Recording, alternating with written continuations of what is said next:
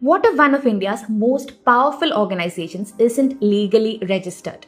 The Rashtriya Swayamsevak Sangh or the RSS shapes governments, classrooms, and public life in India, but it has no legal registration.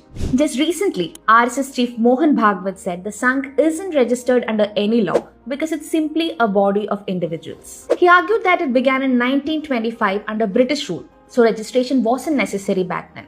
And according to Bhagwat, the government did not make it compulsory to register after independence, and the RSS has continued its work within the framework of the law for nearly a century.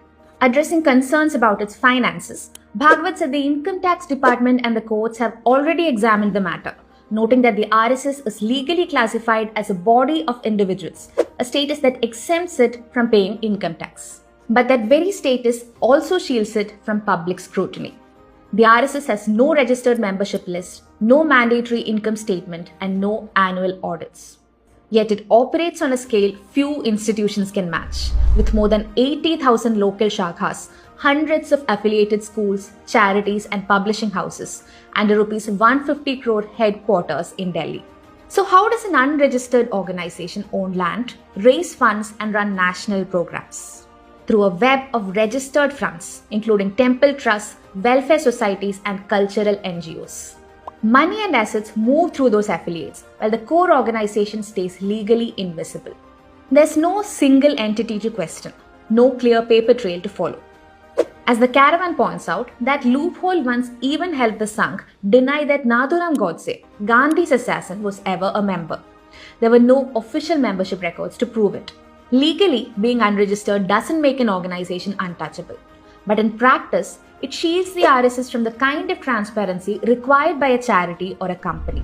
If there is no legal entity, who is accountable for the money it collects, the land it holds, and the influence it exercises? The RSS has used terms conveniently over the decades.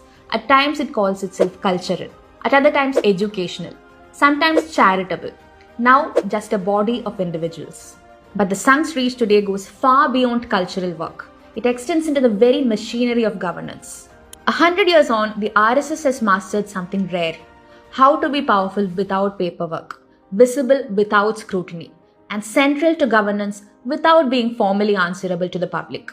The RSS is everywhere, and yet officially it does not exist. I'm Lakshmi Priya, and this is Shortcut, where we break down what matters in under 3 minutes. Stay tuned for the next one.